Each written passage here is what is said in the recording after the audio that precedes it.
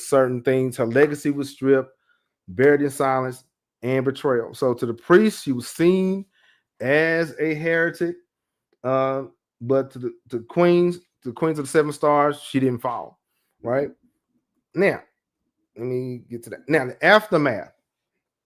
Oh, hold on.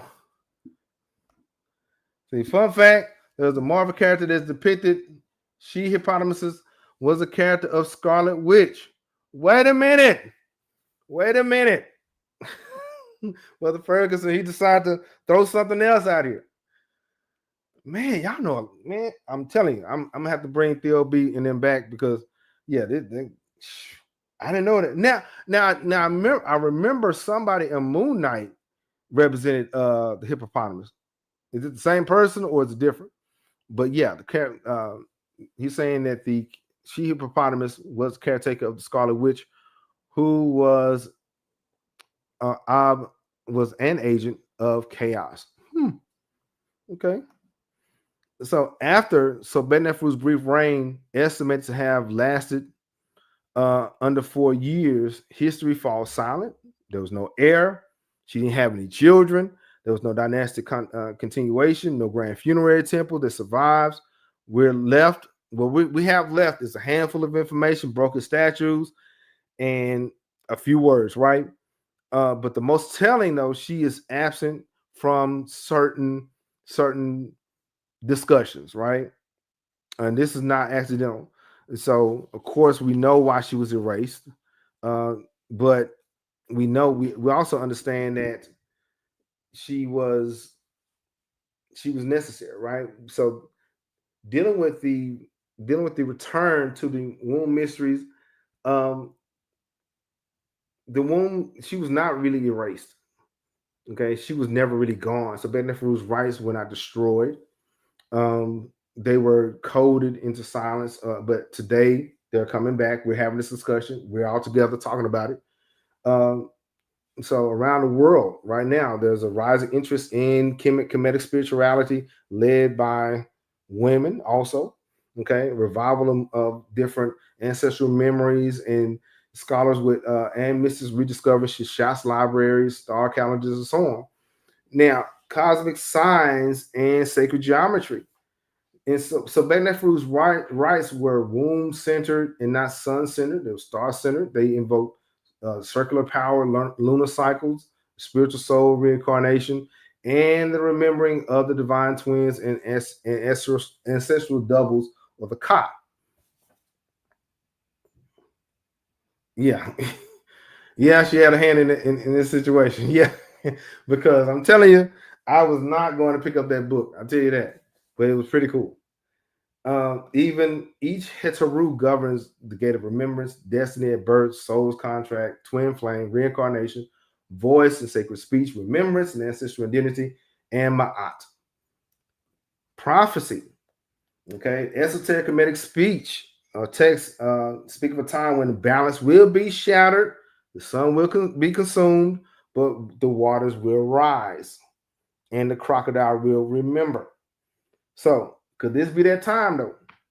Okay, in the world of imbalance and confusion, artificial time and fractured myths, priestess lineages are being restored, divine feminine reawakening, and divine masculine.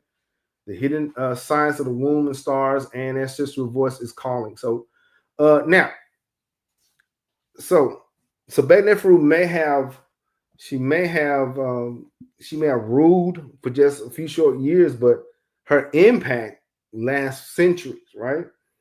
Older than temples, older than the sun, the priest of Amun, and she was a vessel of forgotten rights.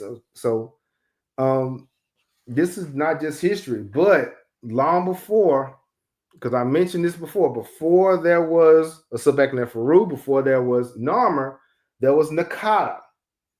Okay, before there was Heliopolis, there was Nakata. Nakata is do you think we should talk about the birthplace of all these pre-dynastic Netzeru, these pre-dynastic groups of people? Y'all let me know. Okay. Now I do have, I think a few of you guys did mention bonus, But I would like, before we get to the bonus, I do want to answer a few questions. But yeah, this is the season finale, so we're going to get into some overtime. But don't forget, new series, Ethiopia, the Pillar of African Civilization, coming in a few weeks. Yeah, we're gonna get down. We're gonna do that. A lot of people enjoyed our discussion on Ethiopia and Nubia, so we're gonna get into that. And so we're gonna talk about Ethiopia a little bit more. We're gonna talk about Kush and Sudan a little bit more. And so, speaking of that, Echoes of Nubia. So we still gonna keep our lives. We're still gonna do that Sunday afternoons or Sunday evenings. But the Echoes of Nubia is gonna be on a different episode, coming out on a different day, like on a Tuesday. But it's gonna highlight ancient Sudan and ancient Kush. Just like last week, we talked about the Lion Temple of Naka. We're gonna get into we're gonna lean more to Nubia a little bit more. And since you guys enjoy Kemetic science, since you guys enjoyed the symbolisms and all the wonderful things, we're gonna talk about it. Pillars of Power. That'll be on Thursday. So yeah, this summer is gonna be something. Okay, I'm gonna do my best. I'm gonna try to kind of keep you guys engaged and get you guys what you want. Okay. Let me see. Don't forget to greet everybody as you come in. Let me see who's in the chat. Yeah. He said, thanks, my brother, for going through this material and breaking down what we have questions about. Yeah. Feel free to ask questions. I'm not afraid to either answer them or say I don't know. There's some things I don't know, right? So yeah. But now, that being said, we do have some books. Okay, the links is in the description. When we deal with, say, Ethiopia, when we deal with Nubia or the Pillars of Power, there's some books behind that. Okay, get The Ethiopians of History by Richard Pankhurst. I don't just talk about it, dog. I have it in reading, and I'm reading this. Okay, get Kemet Nagast, because we cannot ignore the fact that the Ark of the Covenant will be involved. We can't just bypass that. We can't just ignore that. We can't. Yeah, get that. The link is in the description.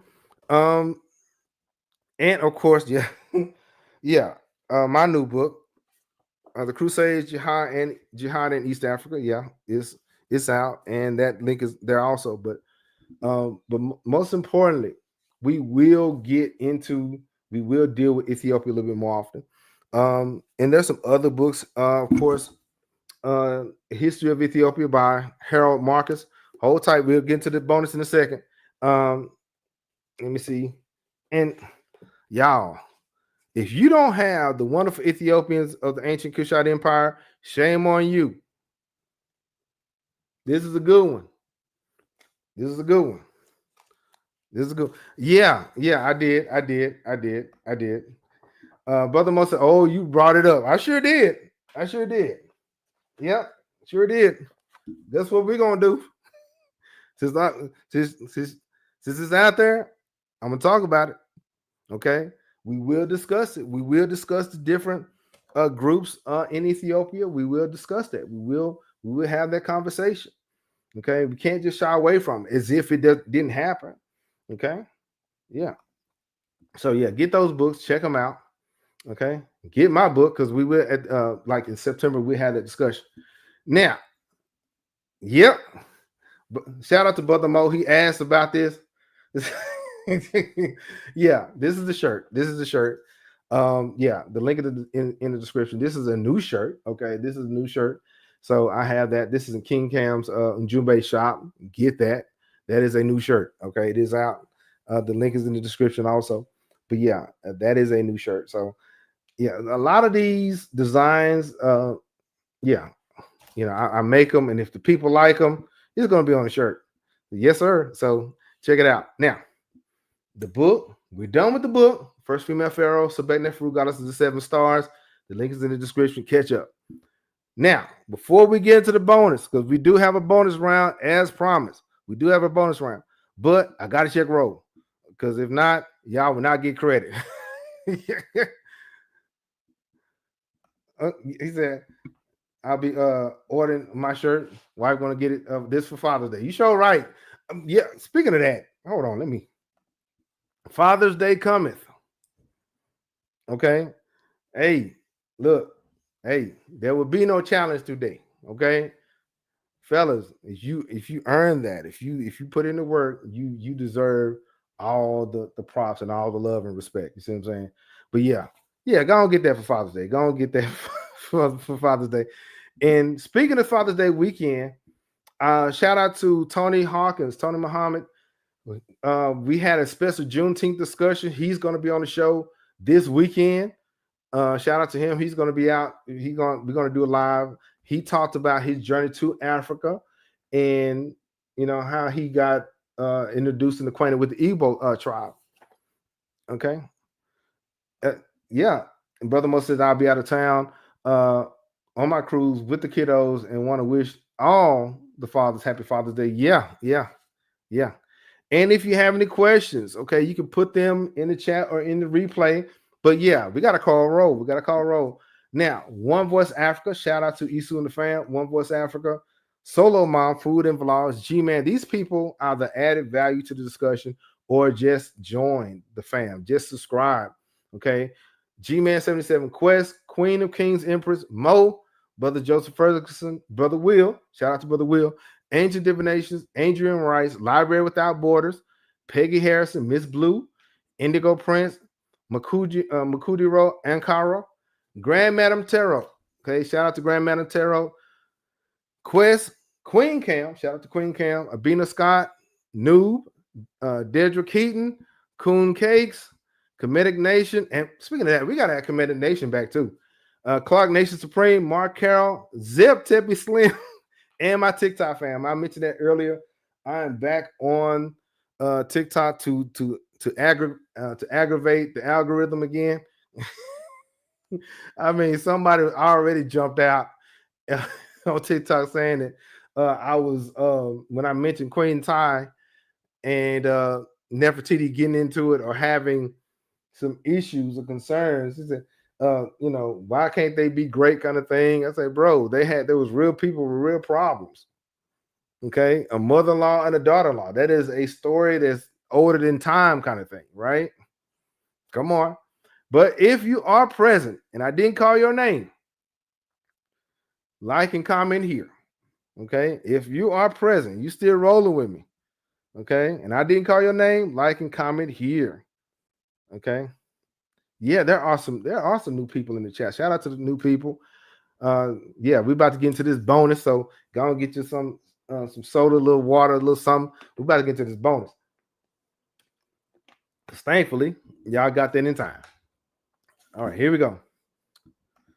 Now, really quick, shout out to Books A Million. It's a black thing. Ethiopian Airlines, Amazon, You Nice, and Micah's Hair, Love Me Hair. That is also, the affiliate links is also in the description. Enjoy. Now, if you enjoyed this content so far, share it with someone who you think that may like it.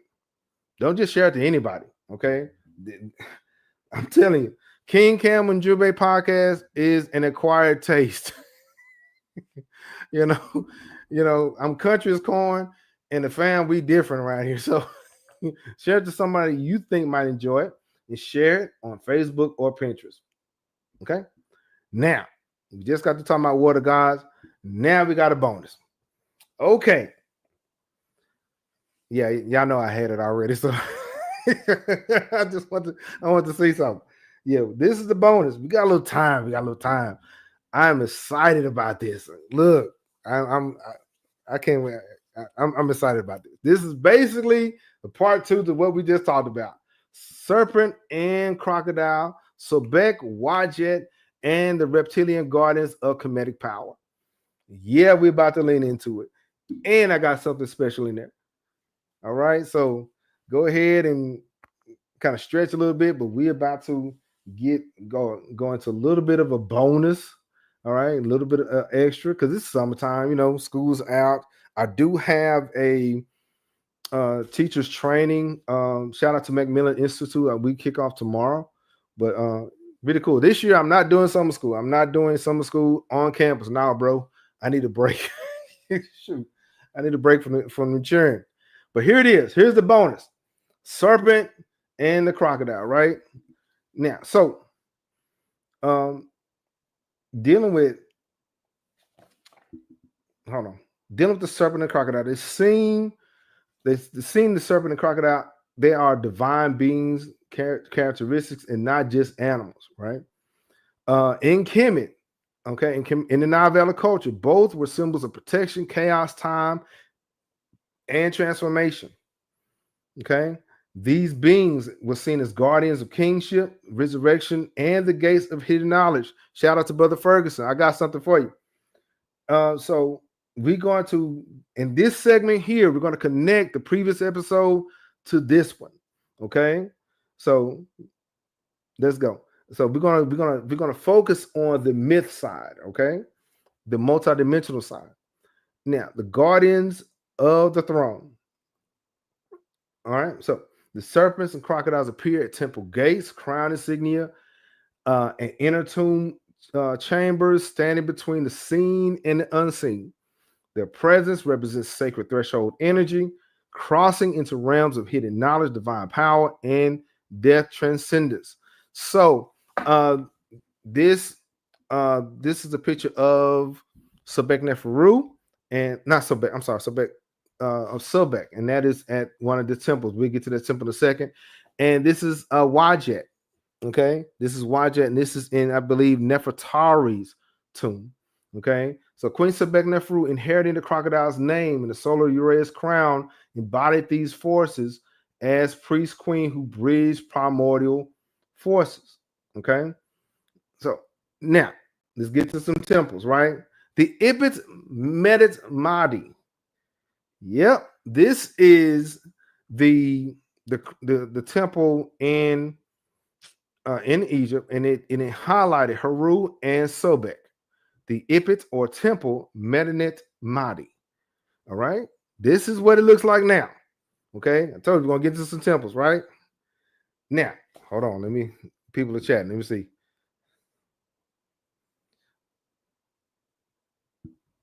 No, ain't no breaks. Ain't no breaks now. We on now. For the new people, this is overtime. All right. Yeah. It's I like that we have to understand people, our people, regardless of royalties and lineages. Yeah, I do too. Okay. So the Ibit Medet Mahdi. Now, here we go.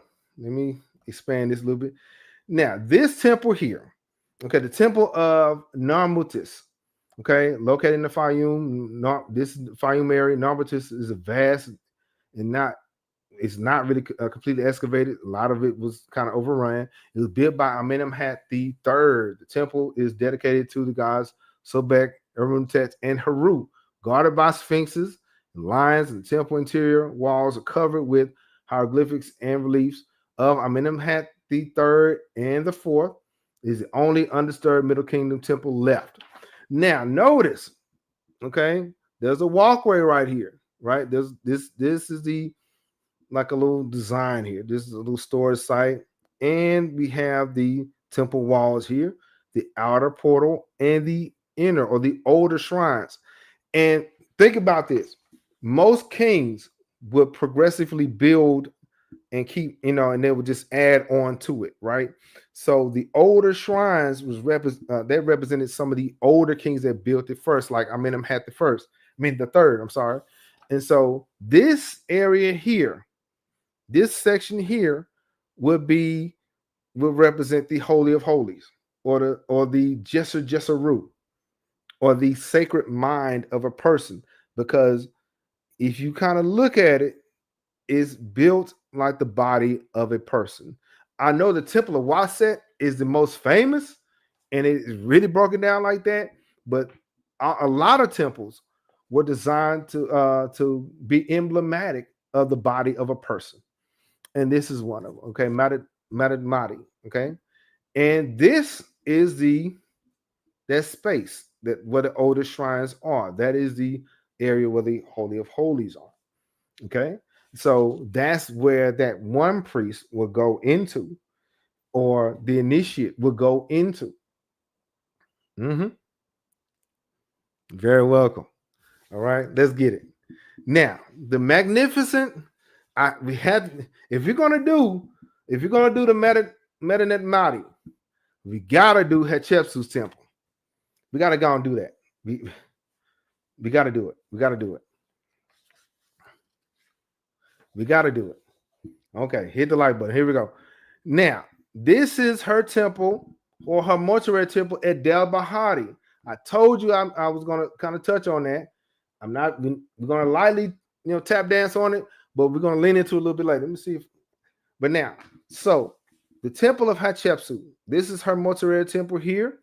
This is the temple of Tutmosis III, her stepson, not her biological son, and the temple of Mentuhotep, which is a earlier or older ancestor that reigned 1,000 years before she came on the scene.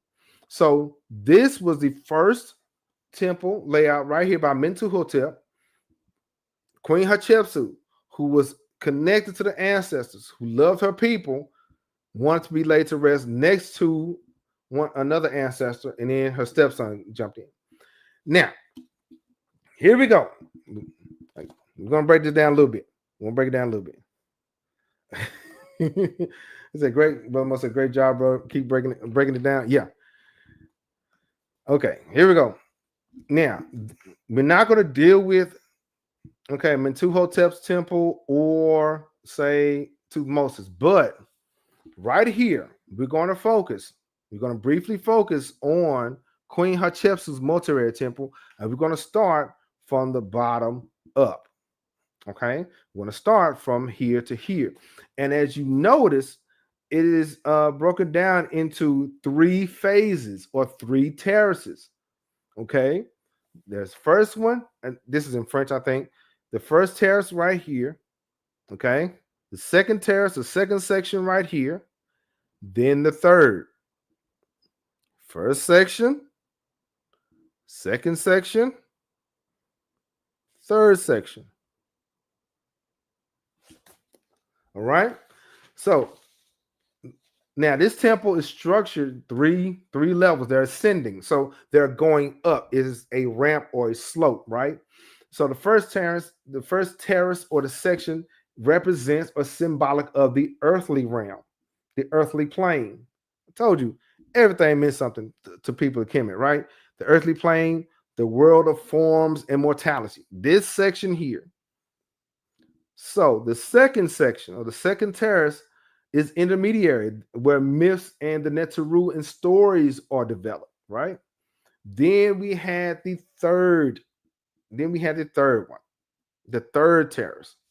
Okay, the celestial realm, the divine sanctuary and unification with the divine. Okay, and now in African customs, in African tradition, the higher that Het-Hru is, the more detached they are from humanity. So that's why there's angels. That's why there's ancestors. But by the time they get here, they're totally detached. They're in that celestial plane. Let me see what the family's saying. Yeah. Yeah.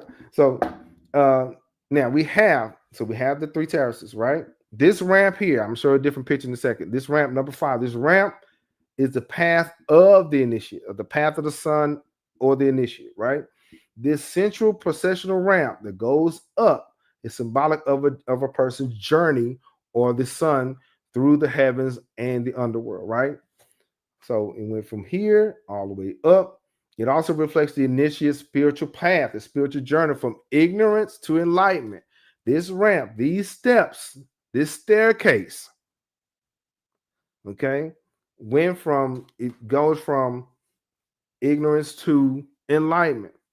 Now, number two and 3, okay, the colonnades, okay, there's several, but 2 and 3 right here by themselves, right here, okay. These show mythological scenes, sacred hunts, and symbols of divine order and victory and protection.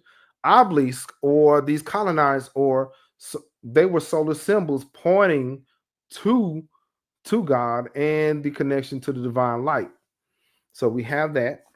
Then we have another colonnade or the area or porch of Punt, right? Or portiquet or Punt, du Pont. It's in French.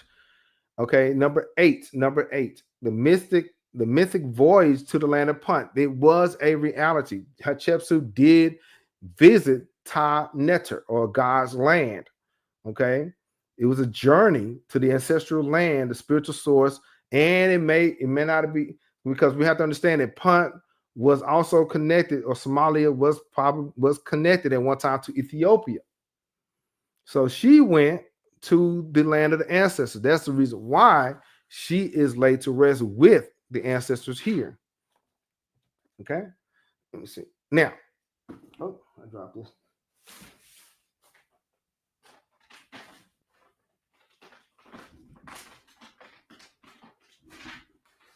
All right,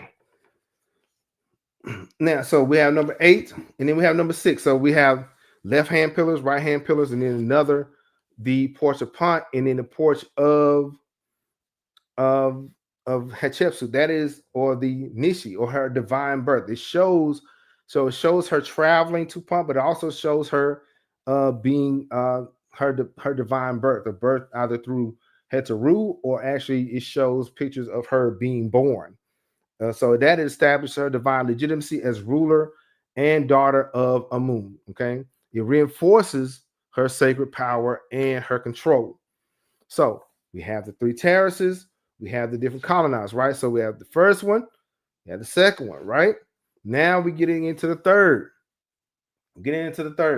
Now, the sanctuary of Hatshepsut, which is number 11, right here. The sanctuary of Hatshepsut. Remember, we mentioned Sobek and Het-Hru having, she had a little chamber next to her temple. Here it is. Here's another one. Okay, this sanctuary is showed as her being deified, or her doing her ritual work there. It represents the soul's transformation into a divine form. Okay, so we have that. We have her sanctuary right here.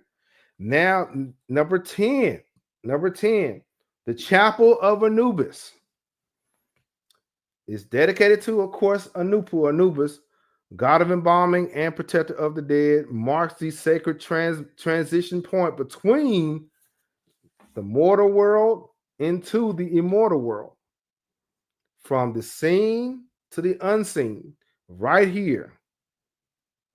Okay, and so then we have number 9. Let me see, where's number 9? Okay, the chapel of Het-Hru. Okay, of course, being connected to Het-Hru shows it signifies nourishment, the soul, spiritual power, fertility, and the afterlife, right? And so, and then we have her little sacred chapel here, Hatshepsut's little chapel here. We have the chapel of Anubis, Het-Hru's chapel, and then we have the solar chapel. Okay. So the solar temple connects Hatshepsut to the actual sun of the solar cycle. This, ironically, okay, this area here. So we have number 12, right? The solar temple right here. And then number 13, you guessed it, that is the Holy of Holies. That is the Jesser. Okay, it symbolizes illumination and the divine spark within. So we have the external, we have the outer, we have the earthly realm, we have the divine, and we have the celestial. And right there is the Jesser. Now, the temple of Mentuhotep, she situated it right next to the temple of Mentuhotep because she wanted to connect with the ancestors. And of course, the temple of Thutmose III, he later tried to, even though he tried his best to erase her legacy, he eventually built a building right next to hers. So the symbolism, really quick, the symbolism, the three frame structure here. That's the body, soul, and spirit. The terraces was the levels of initiation of the Egyptian cosmological order, solar alignment, chapel placement, gatekeeping. Okay, Anubis, death, Hathor, rebirth, Ra, divinity. Okay. So this site is not just a funerary temple, it was a sacred initiation complex where the pharaoh or an initiate undergoes symbolic death and rebirth. The temple functions like a cosmic machine, encoding principles of sacred geometry, myth, and solar cycles. Hatshepsut, as a female pharaoh, uses this layout to position herself not just as a king, but as a divine mediator between worlds, right? Between the seen and the unseen. Okay.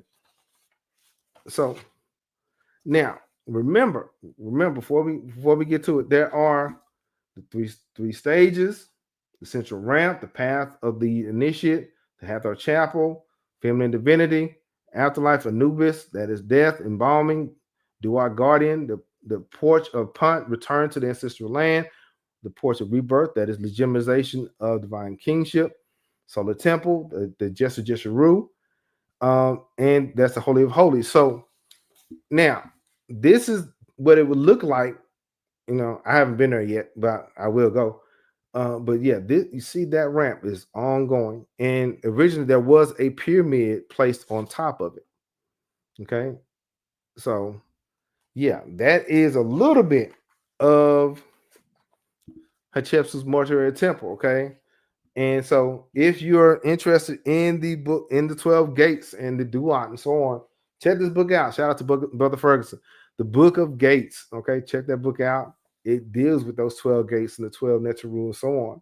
Okay, and we're not done with it because I do want to go into more detail about Hatshepsut's temple, majestic gateway to the gods and the afterlife. We will get into that one. We will lean into that a little bit more, but not today. Okay, now dealing with Sobek and Het-Hru, the throne of a queen like Sobek and Het-Hru was never unguarded. Okay, the serpent and the crocodile stood between worlds, charged with guarding power, bloodlines, and time itself. So now we have the Wadjet. Okay, the Wadjet, the cobra Het-Hru, was revered in Lower Egypt, but functioned as a protector of divine kingship. Okay, also spelled Wadjet, translate as the green one. Okay, and referred to as a cobra goddess and the patron deity of Lower Egypt, protector of kings, and often depicted cobra twine around a papyrus stem. She's also known as Ra, sent by the sun god to punish wrongdoers and rebels, making her symbol of divine retribution. Unlike nurturing role of Nekbet, Wadjet was the fierce warrior deity, spat fire at enemies, and she was also linked to wisdom and foresight. Okay, and the symbol is similar for those who are into that, similar to the Kundalini fire. It's called serpent energy that rises up to the spine, awakening spiritual sight and sovereignty. She's in spell 17 of the book of the Coming Forth by Day, and her invocation to the temple, and it basically talks about her as the striker of the wicked. Okay, she is fire that sees, her venom burns lies, her flame births kings. Okay, now here it is. Sobek, the crocodile of primordial waters. Remember, we had Wadjet and we had Sobek, right? Sobek is the embodiment of Nun. It was more than just a river, natural deity. He was a force of undifferentiated potential from which Ra and all creation emerged. Okay, the crocodile, the silent beneath the water, symbolized hidden wisdom, silent strength, and sudden awakening. Sobek was associated with sudden miracles, strength in battle, fertility rites, and some of the titles were he who opens the ways, linking him to spiritual gatekeeping, similar or akin to Anubis. Okay. Now, in the Fayum, by the way, in the Fayum, sacred crocodiles were given temples, jewelry, royal burials, explored among. So it was ongoing. So Sobek's role in pyramid texts portray him as one who assists the dead king to ascend into the sky. His connection to Sobek and Het-Hru wasn't just nominal; she was the embodiment on earth. Right? Divine duality. Wadjet and Sobek were elemental opposites. Serpent of air and fire, crocodile, water and earth. Their sacred polarity mirrors the double crown and the dual lands of Kemet. Now, those two, putting those two together, those two ladies, Wadjet and Nekbet, represent harmonization, northern and southern Egypt. But also there's a spiritual duality. They embody balance between wisdom and aggression, protection and retribution, ensuring that Egypt remains stable and prosperous. So when it connects Sobek and Wadjet, the sacred polarity mirrors the double crown. Their power to destroy was also their power to protect. Like Sekhmet, they would burn entire armies or devour unworthy souls, right? Yet restore life through spiritual reckoning, right? Now there's divine duality even in the book of Gates. Serpents and crocodiles appear in the book of Gates, Amduat, as both testers and helpers. Okay, Wadjet appears on Canupa jars, golden in jewelry. Wadjet eye becomes more than protection, but it was a visual code for integration with geometric properties reflecting cosmic balance. In priestly rituals, offerings to Wadjet and Sobek were paired with sunrise and moonrise timings, invoking elemental polarity and spells, right? So now, dealing with the Book of Gates, they will bar entry to the uninitiated and guide the prepared. Yep. So for the Book of Gates, was not just for the ancestors, but it was for those who were seeking enlightenment, who was seeking knowledge. Okay, but if you weren't prepared, you weren't gonna go any further, right? Now, really quick, dealing with temples, rituals, and the hidden code. These some temples were dedicated jointly to Sobek and Horus the Elder. It is the thing. I think it's called Kan. It was a temple. It showed temple of duality, healing, and judgment. These temples and ritual crocodile amulets were buried with the ancestors to guide their passage through watery realms of the Duat. In rituals, the crocodile amulets were buried with them, and so in priestly rituals, offerings of Wadjet and Sobek were paired in sunrise and moonrise. I mentioned that before. Now, here, that was the bonus. Okay, that was the bonus. Okay, so before we go, are there any questions or concerns? Yes, we are going to, in a few more weeks, we will kick off Ethiopia. Okay, shout out to the fam. We will kick off Ethiopia and also Nubia. And so I'm excited about that. And so, are there any questions or concerns before I turn you loose? Are there any questions or concerns? I hope you enjoyed this bonus section. Okay, and I hope you enjoyed this series. And are there any questions or concerns before we call it? None?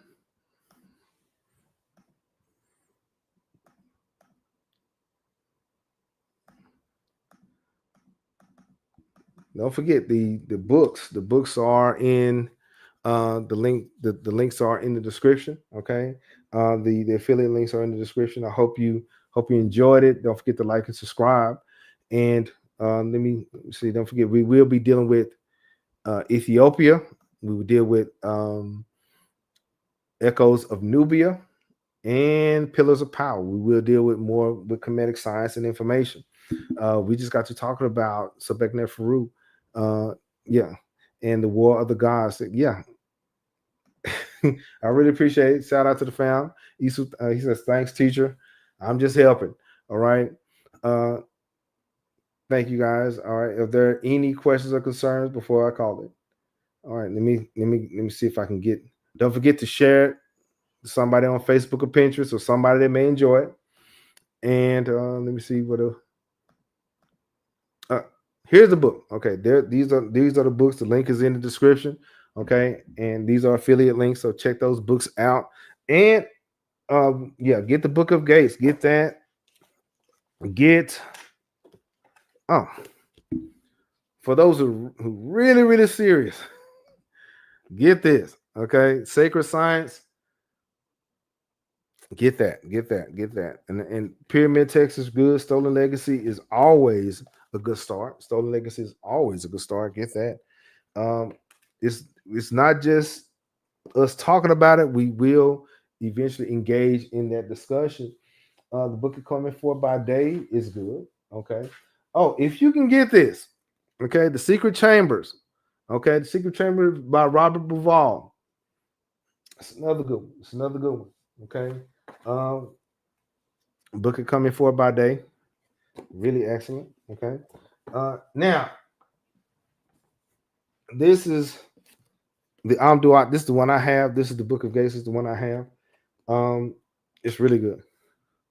Oh, by the way, summer or winter time. I think a lot of people team winter because Texas heat. Woo, it gets hot after the summer solstice, after June 21st. No bueno. It's going. I'm hoping that we have a few rainy days, but I don't know. But yeah, here's some of the Book of Gates there. The question. Okay. All right. Brother Isu asked the question. Said, can we have a session on your book? Yes, we can. Okay. My intention is to, once we get done with Ethiopia, we will have a full-on discussion about the Crusades and Jihad in East Africa. Yeah, it is a bonus. Yeah, it's a bonus. So, and speaking of the book, I am working on a book signing. Okay, shout out to the family Pan African Bookstore. I will be at Pan African Bookstore. I think either late June or July. We will have a book signing. We will discuss the book, and shout out to Paul Quinn College, my school. We will have a book talk in September. Yeah, we just found this out last week. We will have a book talk in September, and we're going to discuss the book. We will discuss some books because during the Middle Ages, what happens is it gets overshadowed by Europe and what they're doing.